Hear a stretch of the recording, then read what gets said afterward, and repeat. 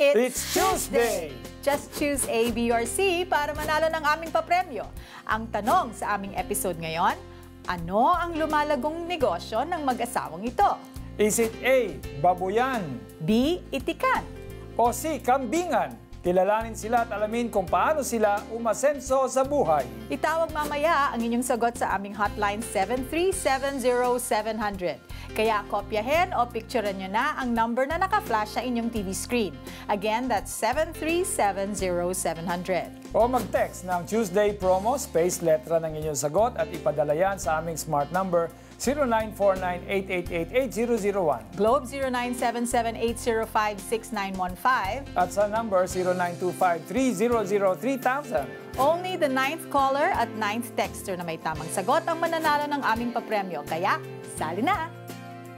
Victory is not about the medals and achievements that you will have. It's about sharing the word and sharing yung love ko para sa kanila. Sabi ko, how will I do that, Lord? Paano?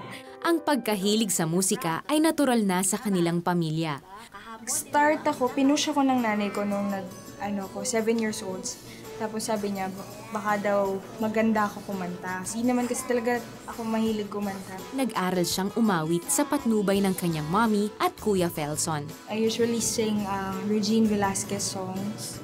Like Pangako, Sa Piling Mo, Dadalhin. Ang sikreto sa pagiging kampyon ng mga awit ay ang pag-awit ng galing sa puso. I speak the message or I interpret it with love. Kung ano yung pagkakaintindi ko at kung ano yung message ko, nire-research ko talaga siya. Mas lumalim pa ang mga hugot ng emosyon ni Sheena dahil sa mga dagok na kinaharap ng kanyang pamilya. Yun, maayos yung buhay namin noon. Tapos, nagkaroon ng sakit si Daddy. Nagda-dialysis na siya. Nagkaroon na kami ng financial problem. Elementary. Nag-iipon ako pang private school ko kasi nga ayokong maging burden sa kanila. Natutong magtiis at dumiskarte si Sheena upang hindi maging pabigat sa kanyang pamilya. From dito sa bahay namin hanggang dun sa school namin, ang estimated na kilometers ko noon 10 kilometers ang nilalakad ko. Makapasok lang kasi 20 pesos lang yung baon ko. Hindi nahihiya si Sheena na humingi ng tulong. Bibili ako ng half rice, tapos manghingi ako ng sabaw. O kaya pagka sobrang tight na yung budget ko, mangangalog ako sa mga classmate ko, pengi akong piso, ganun-ganyan, pakalog ng piso, ganun-ganyan. Hanggang sa nakakaipon ako ng 10 pesos, tapos may pang tricycle na ako pang uwi. Yun. So, mga para-paraan lang din naman. Hindi naman ako nahihiya kasi yun kami. Yun ang estado ng buhay namin. And wala kang kailangang ikahiya sa ganun. Pumanaw ang ama ni Sheena. Bagaman malaking dagok ito sa kanilang pamilya, hindi iyon hadlang sa pangarap ng batang mang-aawit. I keep singing, though, kasi doon ko na-i-express yung feelings ko. Naging inspirasyon at motibasyon ang mga pagsubok na dinaanan ni Sheena upang sumabak sa pandaigdigang entablado. Nakita namin sa website yung World Championship of Performing Arts. Tapos, sabi ko, sige, try natin. Baka mamaya pag walang gospel dyan, hindi ako tutuloy dyan kasi ayokong i-expose yung sarili ko. Hindi ko kaya. Nag-audition si Sheena sa Philippine leg ng competition. For 1 minute lang, I have to do it in a cappella. Tapos, nagulat ako, paglabas ko, may binigay sa aking slip. Congratulations, you are eligible to represent the Philippines in World Championship of Performing Arts. Sabi ko, totoo ba to, Lord? Dinala ni Sheena ang bandera ng Pilipinas sa kompetisyon at alam niyang tutungo siya sa Amerika para sa mahalagang misyon. Mission, pagdating ko doon, ay mag-share ng gospel sa Team Philippines. So sabi ko, sige, tara, let's come up with a Bible study. Lord, just speak to them using my voice. Use me, O Lord. Yun yung prayer ko that time. Ang Panginoon ang naging sandigan ng Team Philippines sa patimpalak. I'm a multi-medalist in World Championship of Performing Arts. I won gold medal for Industry Award, silver medal for Broadway category, and bronze medal for Gospel category. Karangalan para kay Sheena ang maipanalo ang laban para sa Pilipinas. Instant celebrity ka talaga kasi they look up Filipinos in performing arts talaga. Gamit ang galing sa pagkanta at ang mapapait na karanasan, naiuwi ni Sheena ang mga medalya at ang karangalang mabigyang papuri si Jesus sa kanyang buhay. Victory is not about the medals and achievements that you will have. It's about sharing the word and sharing yung love ko para sa kanila. Makikita mo yung relationship niya with the Lord. Imagine, pagpunta niya doon sa championship, what was her purpose? Sabi niya, my purpose is to share the love of God. And it wasn't really to shine as a winner, pero binigay rin sa kanya ni Lord yon, di ba? But it was really having God's desire in her heart. Sabi nga, di ba, delight yourself in the Lord and He will grant you the desires of your heart. Yeah. So yung, pati yung pagiging mahirap, ang ganda na sinabi niya, hindi ko kinakahiya yun kasi yun naman talaga estado ng She aming accepted. buhay. No? Yeah, oh. At ako naniniwala, para yung talagang to be able to reach the top, kailangan talaga maging humble ka. There's no other way. At naniniwala ako na yung pagiging part ng mahirap, yun ang formula. Ayun. Yes. You know, I believe meron mga nanonood sa atin na maaaring pinagdadaanan nyo ngayon ang pinagdaanan na ni Sheena. You know, maaaring meron din kayong mga natututunan sa buhay niya. You know, like Alex said, that God really gives grace to the humble. You know, makikita natin yung humility sa buhay ni Sheena. And all of that is only possible kasi meron siyang relasyon sa Panginoon. And that is what I want to share also with you. The desire of the Lord is magkaroon ka ng relasyon sa Kanya. The desire of the Lord is that you release to Him what you are now, what you have now. Because He has something for you. His plans for you are more than you can imagine. Let us pray. O Diyos Ama, maraming salamat sa ginawa mo sa buhay ni Sheena. Lord, gusto ko rin na ganun tayo ka-close, na alam ko kung ano ang gusto mo. Alam ko kung ano ang layunin ko sa buhay. Lord, gusto kong ganun din, Panginoon. Lord, could you start your miracle in my life today? Inaamin ko, Lord, na meron akong mga nagawa, nasabi at naisip na hindi ka lugod-lugod sa inyo at humihingi ako ng tawad. Naniniwala ako, Lord, na binigay mo ang iyong anak na si Jesus para pagbayaran lahat ng aking kasalanan sa krus. Naniniwala din ako, Lord, na meron kang magandang plano para sa aking buhay. Isinusuko ko na ngayon ang aking buhay sa iyo, Lord. Lahat ng aking alalahanin, Panginoon, binibigay ko na sa inyo, Panginoon. Please come into my life. Start your work as my Lord and as my Savior. Lord, baguhin niyo ako, gawin niyo ang nais niyo. Thank you, Father God, for this new life.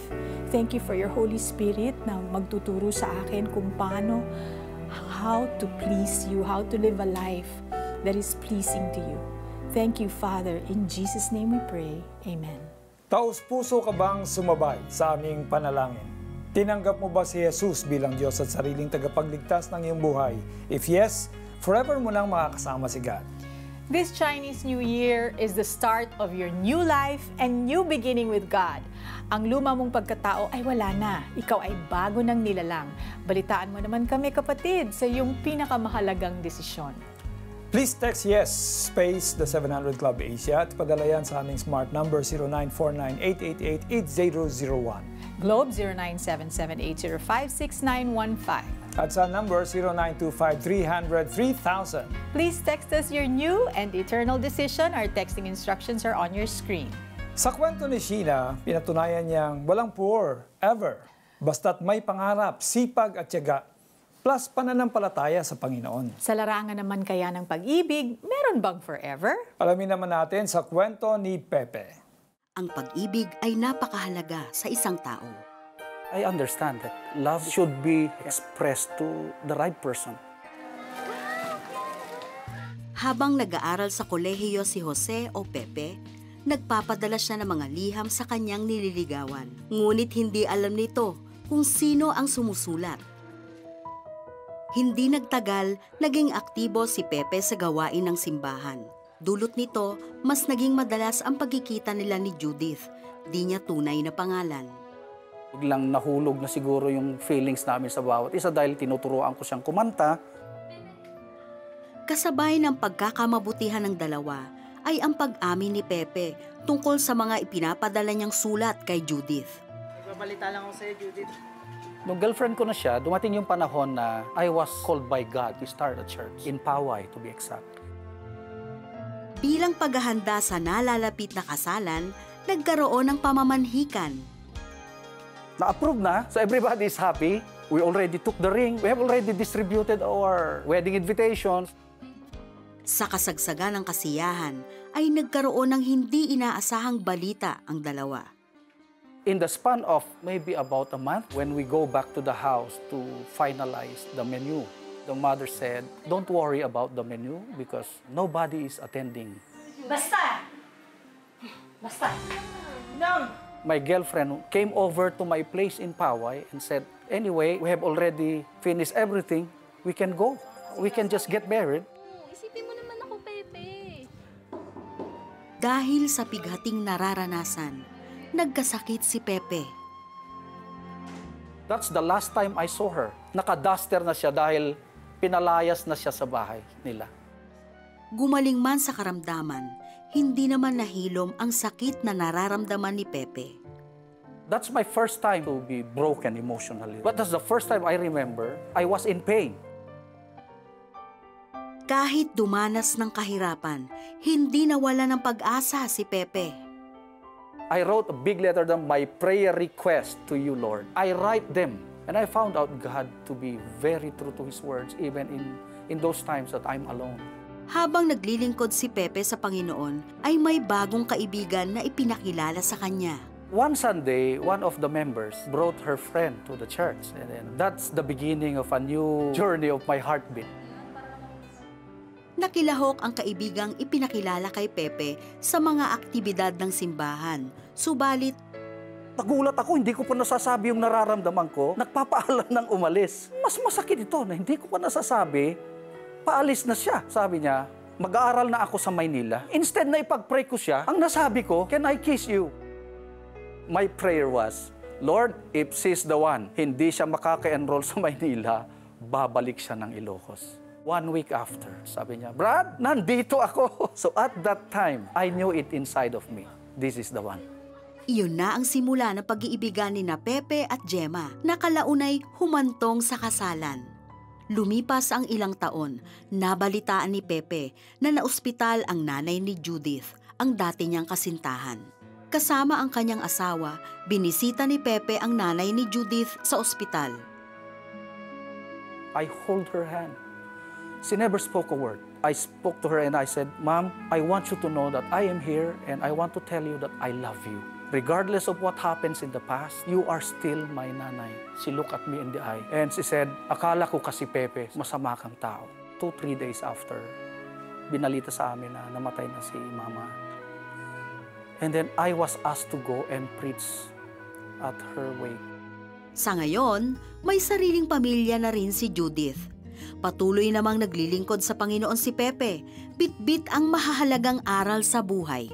Unconditional forgiveness, unconditional love, and we should be honest enough to release love. Love without truth is hypocrisy, and truth without love is brutality. When you speak love, you should act in love. People might not love me as I am today, but God loves me so much beyond my understanding. Ang ganda ng love story ni Pepe. No? Una doon sa Judith, pagkatapos yung kay Gemma. Pero ang nakita natin dito ng lessons learned, yung bang una, ginudge siya ng parent di ba?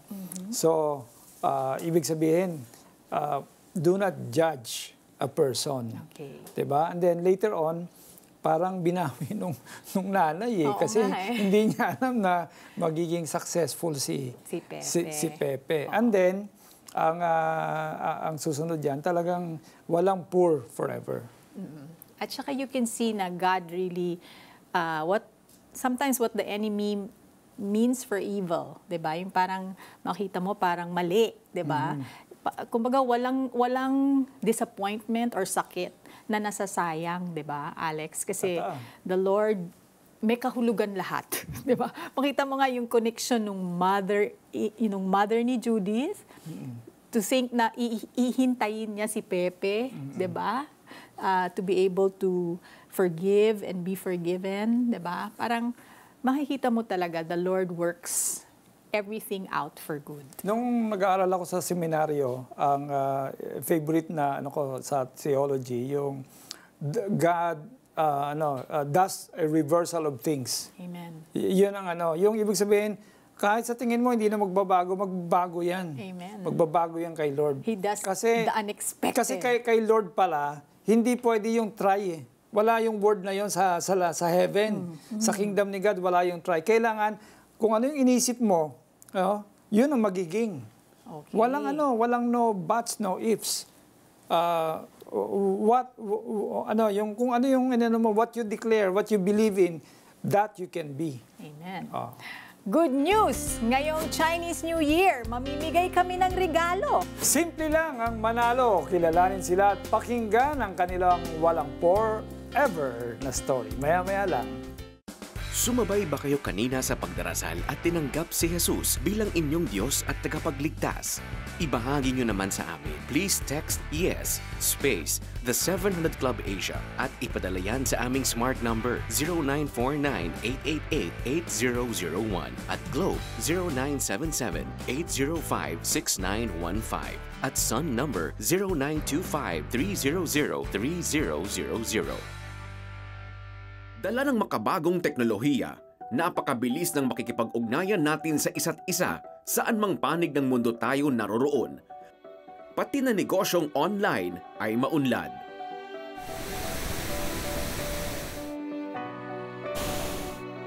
Sa kasamaang palad, dala din ng modernong panahon ang pagsibol ng isang karumal-dumal na krimen. Karaniwan itong nagaganap sa mga liblib na pook sa Pilipinas. Tago sa mata ng marami. Karaniwang ginagawa ng mga magulang o kamag-anak. Karaniwang biktima dito ay mga bata. Ito ay ang online sexual exploitation of children, kung saan ang isang pedophile ay nakakapagsagawa ng iba't ibang uri ng sexual abuse sa bata sa pamamagitan ng kanyang kontak sa Pilipinas sa tulong ng isang webcam at internet connection. So in the Philippines, International Justice Mission is working with the government and civil society to protect children from online sexual exploitation. And this is a form of violence that is really rampant throughout the country. And so we're working with the law enforcement to help rescue victims. And then we're working with the DOJ and the prosecutors to see that the perpetrators are held accountable. And then, of course, we're supporting the DSWD and private NGOs and shelters to provide rehabilitation, restoration for the children who are rescued. And then we're also working to see how can we enhance the justice system. So we're providing trainings for police, we're working closely with prosecutors, and to see how can we strengthen the system so that it can really protect children from this violence. IJM has been able to support the rescue of close to 290 victims of online sexual exploitation. And many of these are very young, but we're already starting to see some of them be rehabilitated and restored. A referral would come from international law enforcement, usually after they have arrested someone overseas. And then the referral would identify some victims or even some of the perpetrators here in the Philippines who are sexually abusing children and then live streaming that abuse. And then we would provide support to our partners in law enforcement, in doing the rescue operation. And then we would also partner with prosecutors in moving the case forward to prosecute the perpetrators. I think really we need the community to be the eyes and ears because this abuse is hidden. It's hidden in homes, it's hidden in barangays, in provinces, on remote islands. And so the community, when they hear about this, they really need to bring the information forward so that those children can be rescued. I think that's probably the number one thing that people can do. Dahil sa mga itlog ng itik, mga anak na pagtapos ng kolehiyo. Tuklasin ang sikreto ng kanilang lumalagong negosyo sa kabila ng kanilang pinagdaanan sa buhay. Talaga palang pag sa anak mo, you can make the most extreme sacrifice. Abangan ang kanilang kwento at ang aming papremyo sa Walang Forever! Susunod na. Dahil sa relasyon ko sa Panginoon ngayon, ni-restore niya yung pamilya ko. Dati kasi ang gulo-gulo, hindi kami nakakapag-communicate. And I'm sure, kayo rin po magkakaroon ng ganung restoration from God. For more stories of restoration, please watch Restored, Love Unfading on February 11 to 15, 12 midnight on GMA.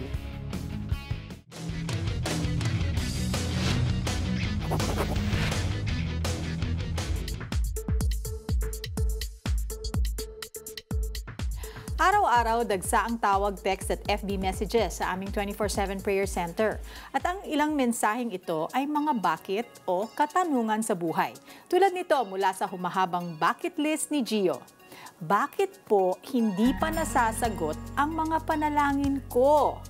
Ayan, Alex. Parating pa lang yung sagot. Ayun. So hintayin Correct. mo. Alam mo ba, ang pinakamahirap yung naghihintay kasi diyan tinitest ni Lord yung heart mo. Sa totoo lang, pag nanalangin ka, sinagot na kaagad ni Lord yan. Pinadala na yung yung sagot, yung blessing. Kaya lang, yung kaaway yung mahadlang eh. So, kailangan yung heart mo is ayos para ma-receive mo yon. So sometimes, God is still preparing your heart to receive, di ba? Yes. Preparing you to receive it. Pero Alex, di ba, God also answers, yes, wait. Minsan, it's not really a no, but rather, I have better plans. Di ba? Pwede Parang rin. ganon, di ba? Ayan. Kaya kailangan mag-wait. Oo, correct.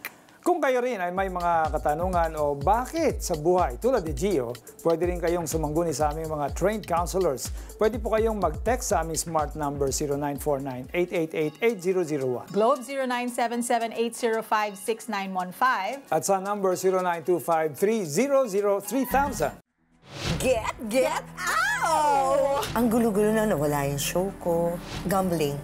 Yes. You got into gambling. Yes. Nababaon na ako sa utang talaga, totally. Yeah. I have to sell my my house, my unit, my lot. So, Joy, that was your lowest moment, no? Baon ka sa utang, nasira yung career.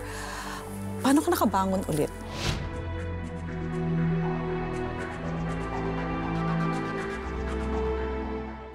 Dahil sa mga itlog ng itik, mga anak na pagtapos ng kolehiyo. Tuklasin ang sikreto ng kanilang lumalagong negosyo sa kabila ng kanilang pinagdaanan sa buhay. Talaga palang pag sa anak mo, you can make the most extreme sacrifice. Walang forever! Susunod na.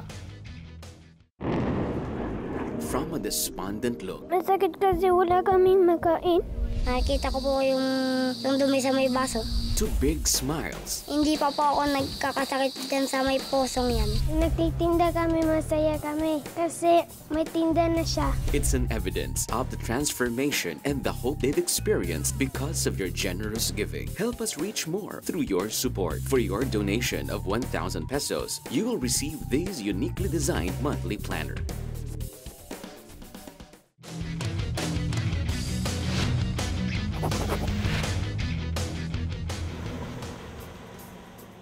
Ito ang Victoria Laguna. Isa sa pangunahing hanap buhay nila ang pag-iitik.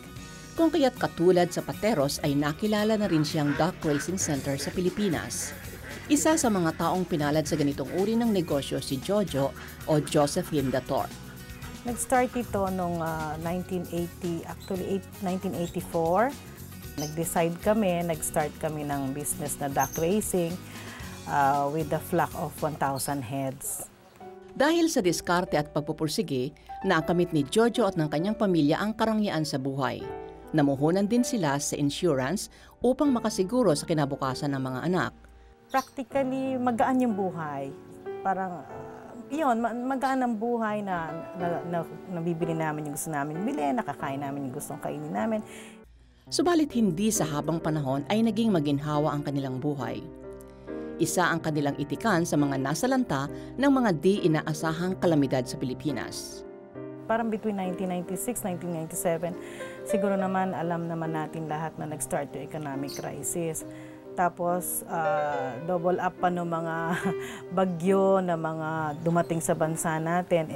Talagang na-wipe out lahat ng farm namin. Hanggang sa tuluyan na nga silang nalugi. Parang ang hirap-hirap kasi parang from grade 1 ulit, parang all over. Another investment, another stocks, lahat yun. So, imagine niyo parang nag-pile up na yung mga yung mga sunod-sunod na yung mga trials ng mga panahon na yun. Pagdating nung time na magkukulayan na sila, pero it seems na dumoble pa yung problema, parang dobling sa amin, nag-save na kami for them, tapos ngayon, pinoproblema ulit namin yung educational expenses nila. Hindi mo pala talaga pwedeng asahan yung mga insurances na yan. Kaya naman naisipan ng mag-asawang Jojo at Leo na mga ibang lugar na muna. Pero there was a time talaga na nag-nervous breakdown ako. Kaya umalis din kami kasi yung parang change of environment, ganon.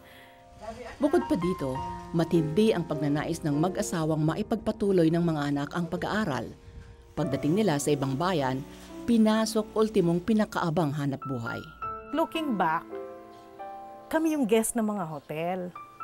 Tapos ngayon, nakita namin, kami yung naglilinis ng hotel to the point na talagang yung bathroom nililinis namin. Na doon nga namin naisip ng husband ko na talaga palang pag sa anak mo, you can make the most extreme sacrifice para mapatapos mo sila. At sa kanilang pag-uwi sa sariling bayan, ipinakita ng Diyos na may bunga ang pagpapagal ng mag-asawa. May 5 boys kami, yun nga yung gumraduate na nga. Bali, 3 na yung nakagraduate sa amin. Tapos meron ako ngayong kaming high school pa. At bali, incoming freshman high school at saka isa incoming third year high school. Tapos, nag-iintindi naman doon sa dalawa naming maliit na nga, yung mga kuya na nila. Muli ring ibinangon ng Panginoon ang kanilang negosyo mula sa pagkakalugmok nito. Sa katunayan, itinampok ang itlog ni Kuya sa ilang mga shows at magazines. Nung reinvent namin yung salted eggs, nakita namin yung growth niya, nakita namin yung market, nagkaroon ng napakagandang response. Tinuruan kami ni God na ngayon na ito na kayo ngayon bilang bagong negosyante. Taas-baba, taas-baba. Ganito ang buhay ng tao.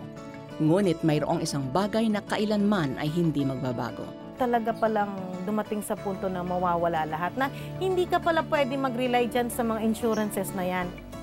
At the end of the day, si God pa rin yung masusunod eh. Huwag ka magtiwala sa material na bagay. Sa Kanya lang talaga. Ayan, maliwanag na ang sagot sa ating Tuesday promo. Balikan natin ang tanong kanina. Ano ang lumalagong negosyo ng mag-asawang ito? Is it A, babuyan? B, itikan? O C, kambingan? Sobrang giveaway na yung sagot. Itawag na ang inyong sagot sa 7370700. O mag-text ng Tuesday promo, space, letra ng inyong sagot at ipadala yan sa aming smart number 0949-888-8001. Globe 0977-805-6915. At sa number 0925-3003,000. Only the 9th caller at 9th texter na may tamang sagot ang mananalo ng aming papremyo. Kaya sali na! Ngayong bagong taon, walang poor ever kung tayo ay magtutulungan. Maging masipag. May tiyaga. May pangarap at may pananampalataya. Ngayong bagong taon, heto ang aming panalangin. Gaya ng pagbasbas ni Aaron sa mga Israelita noon. Numbers chapter 6 verse 24 to 26. The Lord bless you and keep you. The Lord make His face to shine upon you and be gracious to you. The Lord lift up His countenance upon you and give you peace. Sa ating pong wika, pagpalaing ka nawa ng Panginoon at ingatan ka, paliwanagin nawa ng Panginoon ang kanyang mukha sa iyo at mahabag sa iyo. Ilingap nawa ng Panginoon ang kanyang mukha sa iyo at bigyan ka ng kapayapaan. Happy New Year! Kung Hei Fat Choy! At bago po kami magpaalam, nais naming pasalamatan ng Triboa Bay Living sa aming magandang studio set. At dito nagtatapos ang ating maikling kwentuhan. Stories of hope, faith, and love. Mga kwento ng pagbabago para sa pagbabago. Ako po si Felicie Pangilinan Buizon. Ako naman po si Pastor Alex Tinsay na nagsasabing si Kristo ang simula ng tunay na pagbabago.